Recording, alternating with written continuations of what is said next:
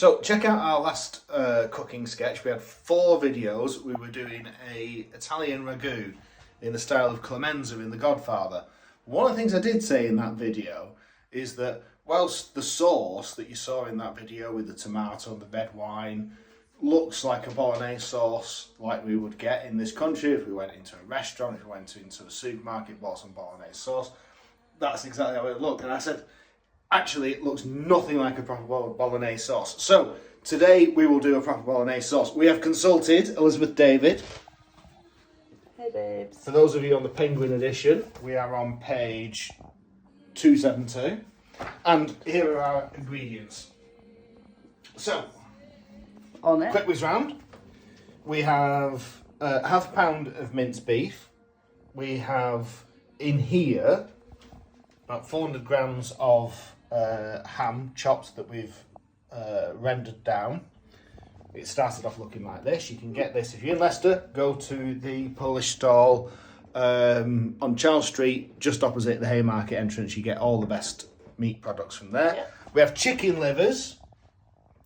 I'll say a bit more about that in a second. We've got onion, we've got carrot, we've got celery, we've got white wine, we've got tomato puree, which is the only nod tomato in this dish. We've got chicken stock. We did this with a chicken carcass that we had left over after a roast. We boiled it off with onions, celery and carrots. And we have nutmeg. And right at the end, we're going to add in a little bit of milk.